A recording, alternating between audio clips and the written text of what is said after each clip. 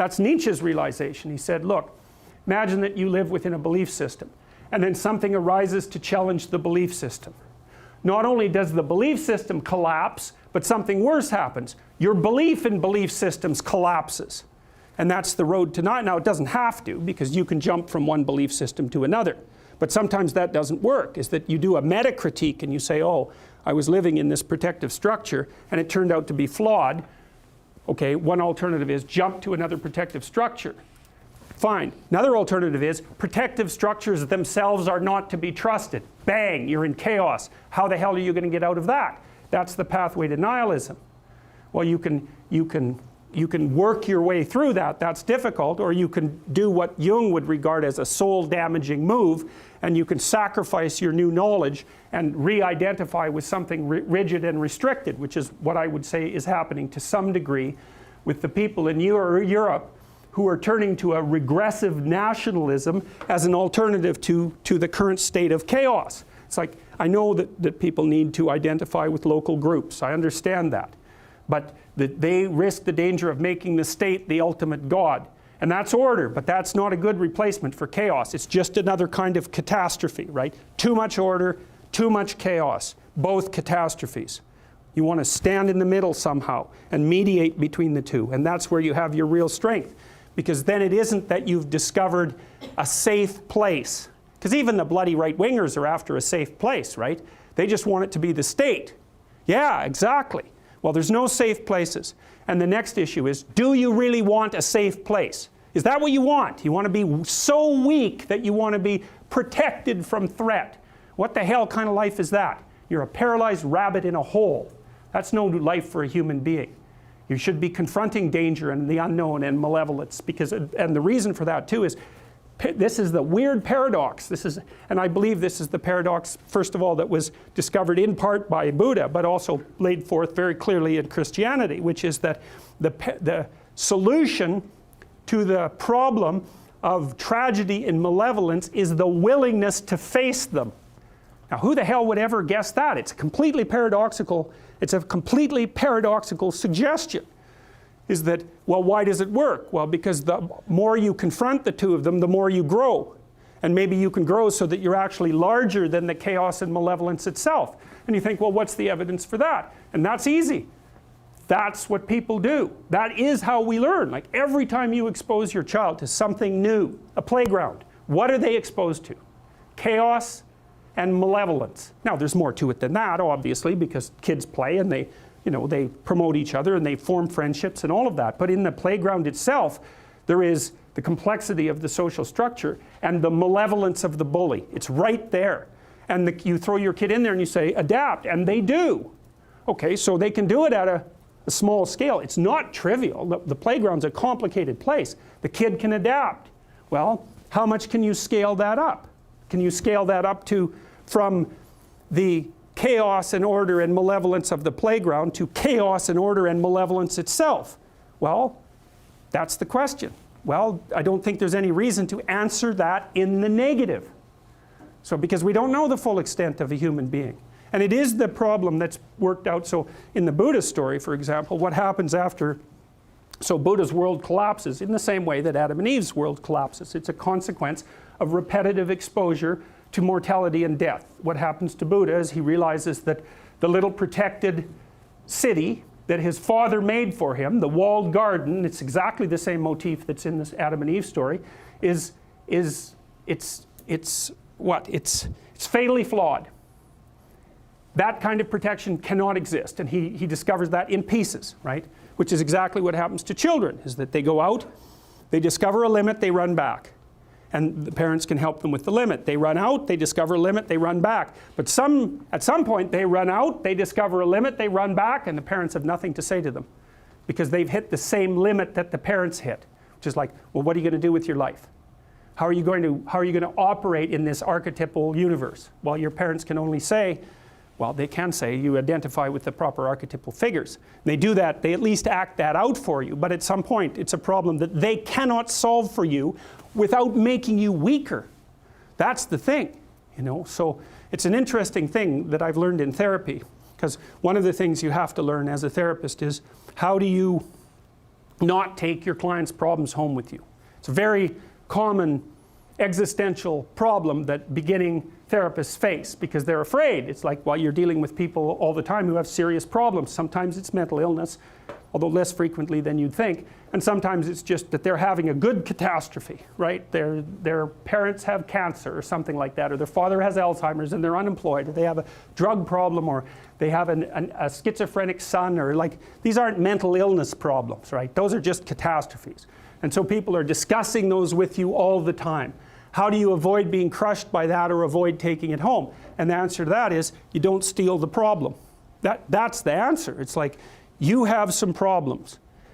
If you come and talk to me, I'll help you figure out how to solve them. I will not tell you how to solve them. I won't steal your problems. Because what we're trying to do in therapy is, number one, solve your problem. Number two, turn you into a great solver of problems. And the second one is way more important than the first one.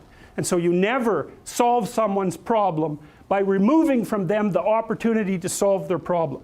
That's theft. That's the Oedipal situation. That's the Oedipal situation. That's the overprotective mother. Now, father can play that role too. We're talking about archetypal representations. It's like, I'll protect you at the cost of your ability to protect yourself. No. Wrong. That's a sin. That's a good way of thinking about it. That is not what you do with people. Not with your children, not with your partner, not with yourself. You don't do that. That destroys people's adaptive competence. And it disarms them in the face of chaos and malevolence. And that's a terrible thing. You're going to send someone out unarmed in a world like that? It's a terrible thing to do. So, and if people aren't strong enough to manage it, then they get resentful. And then, you know, you get the downhill spiral that goes along with that.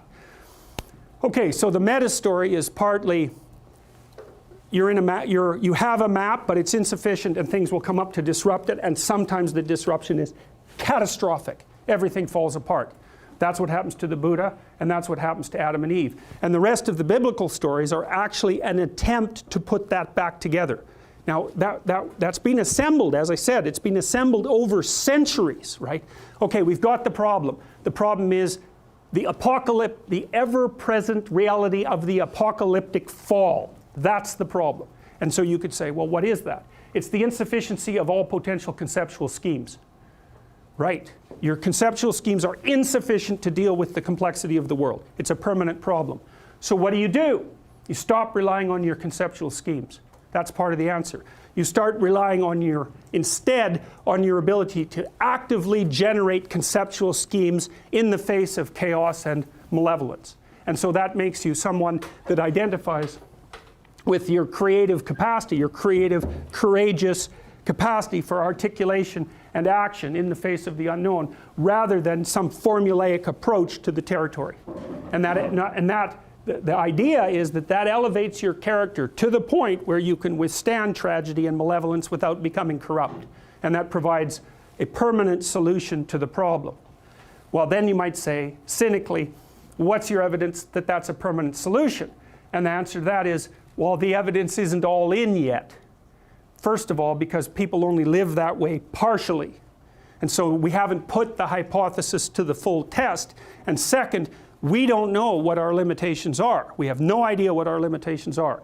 And they're both greater and lesser than we imagined. Because you have to ask yourself, like, if people stopped adding voluntarily to the misery of the world and devoted themselves to setting things straight, setting themselves straight and setting the things around them straight, what would happen? And the answer to that is, well, there'd be a hell of a lot less unnecessary misery in the world. So that might not be a bad place to start. But apart from that, there's very little that we can say. Could we overcome the catastrophe of mortality? Why not? You think that's beyond our capacity? Could we make the world a place where no one was suffering any more than necessary and still allow the world to exist? Well, possibly, because we don't know the limitations of our capacity. We're only running at 40%, if that, I would say. And we don't make full use of all the people that are in the world. We don't have our situation set up so that the gifts that they could offer to everyone are fully realized. We haven't set the systems up for that yet, so we waste people like mad, and then we waste ourselves like mad. And so I would say this is something also that's one of the things that's really interesting about the Old Testament Jews, this is, I think, one of the reasons that their book has become so central, is because what happens in the Old Testament after the fall is that Israel produces a series of states, right? Rise of state and then a fall, and then a rise of another state and then a fall. So it's the same thing, except it's happening at a political level.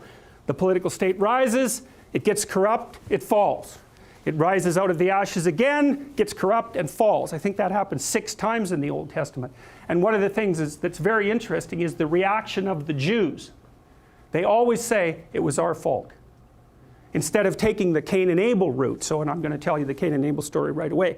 Instead of taking the Cain and Abel route, they always say, if the state collapsed, it was because we did something wrong. That's very different than saying, you know, it's arbitrary fate. It's the nature of arbitrary fate, or the structure of reality, that we're doomed to collapse into chaos, and that's an indication of the corruption of being.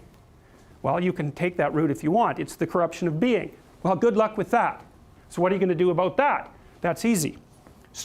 You'll start to work for the destruction of being. That's what you will do. The alternative is to say, this terrible thing happened and somehow it's my fault. Well, at least that opens you up the pathway to doing something about it, and maybe it's actually the case. Maybe terrible things happen because you're just not who you should be. At least it's you know that's true to some degree, right? You know it. Because things happen to you all the time and you think, well, you know, if I just would have played that game straight, and if I would have put this thing in order, that wouldn't have happened. It's like, okay, fine. What's the ultimate extent of that? Dostoevsky said at one point that every human being was not only responsible for everything that happened to him or her, but also simultaneously responsible for everything that happened to everyone else. Now, I would say it's almost a hallucinogenic idea, right? It's a transcendent idea, and it can go very wrong. Sometimes depressed people, for example, get hyper-responsible for what's happened, and it just crushes them. And so it's a mode of thinking that can produce its attendant pathologies. But there's something about it that's metaphysically true.